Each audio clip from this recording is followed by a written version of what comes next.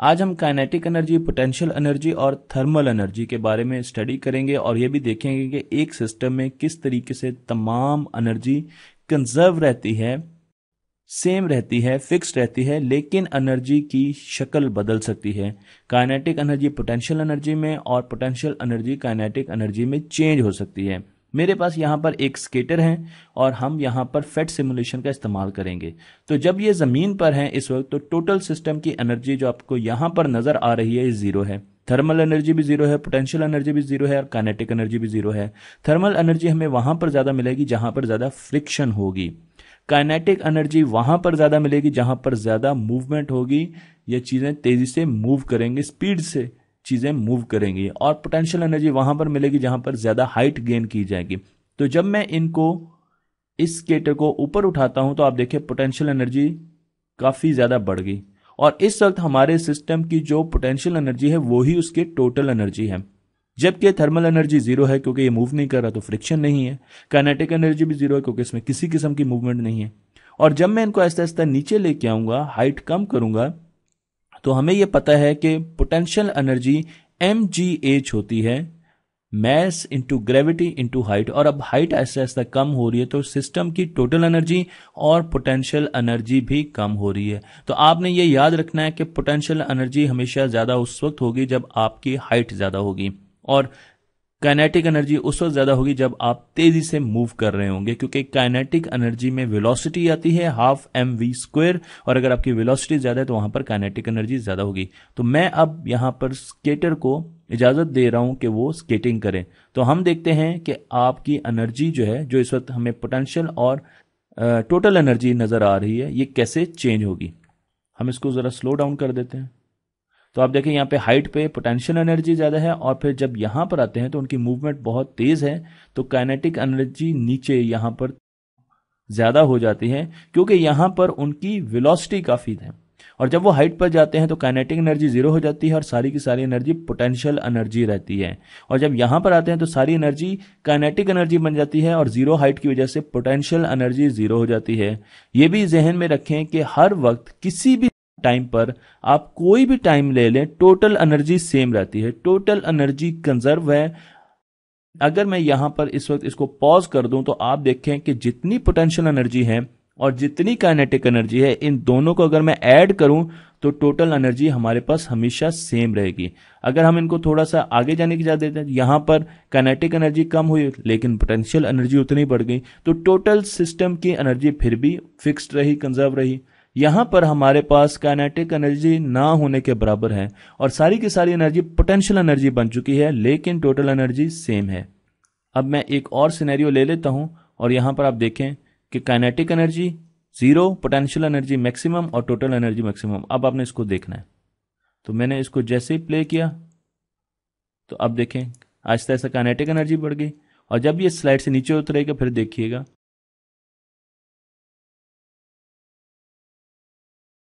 तो इस तरीके से आप डिफरेंट जो इनके पैटर्न्स हैं उन पर स्केटिंग कर सकते हैं और वहां से आप देख सकते हैं यहां पर आप काइनेटिक एनर्जी ज्यादा होगी और यहां पर काइनेटिक एनर्जी ज्यादा होगी, हाइट पर पोटेंशियल एनर्जी ज्यादा होगी। इस वक्त हम जिस सिनेरियो को देख रहे हैं इसमें फ्रिक्शन नहीं है, तो अब अगर हम इनको छोड़ देंगे तो ये हमेशा के लिए स्केटिंग करते रहेंगे क्योंकि इस वक्त इस सिस्टम में किसी किस्म का थर्मल लॉस नहीं है, थर्मल एनर्जी जनरेट नहीं हो रही, डेसिपेट नहीं हो रही क्योंकि फ्रिक्शन नहीं है।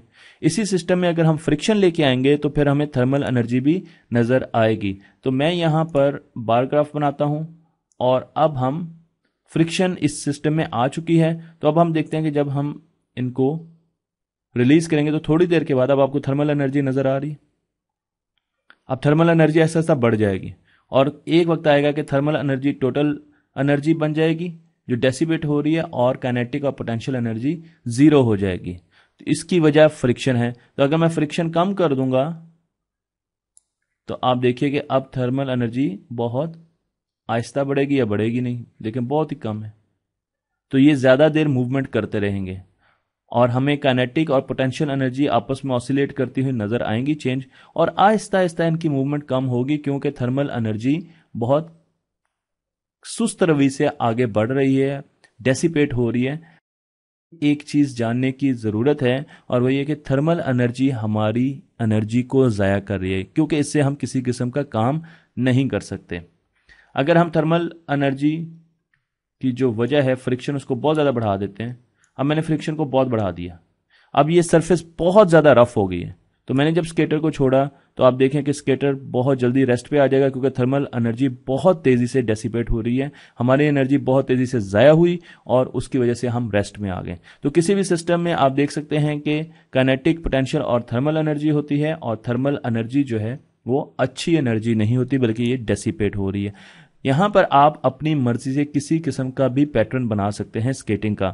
मैंने यहां पर एक रोलर कोस्टर बनाई है। रोलर कोस्टर की एक चीज मैं आपको बताऊं कि क्या आपने कभी ऑब्जर्व किया है कि रोलर कोस्टर की पहली हाइट बाकी तमाम हाइट से ज्यादा होती है?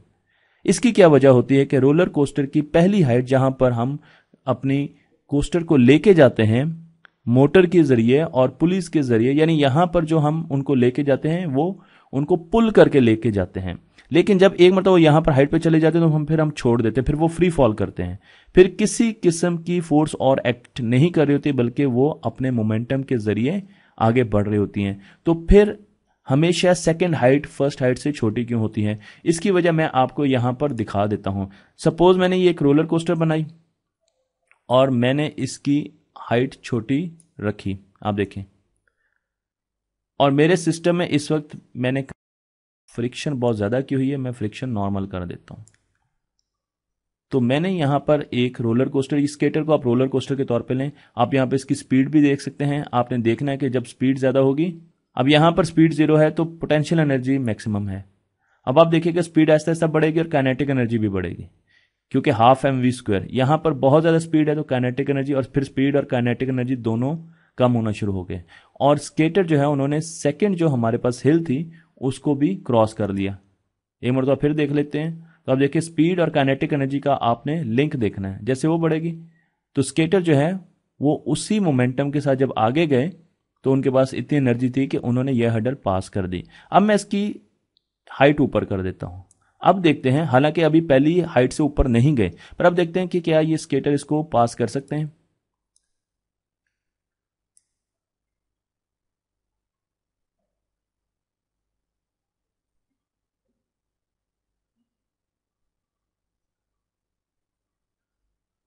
देखें, अब स्केटर इसको पास नहीं कर सके, क्योंकि उनके पास इतनी एनर्जी नहीं थी कि वो इस हिल को, इस बैरियर को पास कर सकें। अब एनर्जी बढ़ाने के लिए हम क्या कर सकते हैं? हम ये कर सकते हैं कि इस हाइट को और बड़ा कर दें।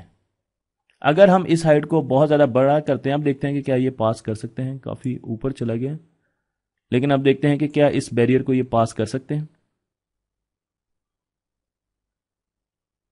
जी देखें, अब इन्होंने इस बैरियर को पास कर दिया, क्योंकि इनकी एनर्जी बहुत बढ़ गई है। वैसे मुझे पता नहीं कि इनका हाल क्या हुआ नीचे गिर कर, लेकिन इनकी एनर्जी बहुत ज़्यादा बढ़ गई है। इसीलिए हमेशा पहली जो हाइट होती है रोलर कोस्टर की वो ज़्यादा रखी जाती है, ताकि रोलर कोस्टर इतनी ज़्यादा एनर्जी गेन कर ले कि वो दूसरी हाइट से आराम से गुजर सके।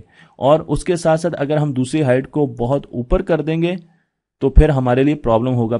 मुझे उम्मीद है कि आपको ये वीडियो पसंद आई होगी। आप यहाँ पर फ्रिक्शन को चेंज कर सकते हैं, आप इसके मैथ्स को भी चेंज कर सकते हैं, और फिर आप मुख्तलिफ एक्सपेरिमेंट कर सकते हैं। ये एक फ्री सिमुलेशन है जो कि फेट सिमुलेशन पर मौजूद है। आप गूगल से इसको सर्च कर सकते हैं और आप काफ़ी ज़्यादा एक्सपेरिमेंट्स कर सकते हैं और मुख्तलिफ किस्म की सिस्टम्स बनाकर उनमें स्केटर का बिहेवियर देख सकते हैं।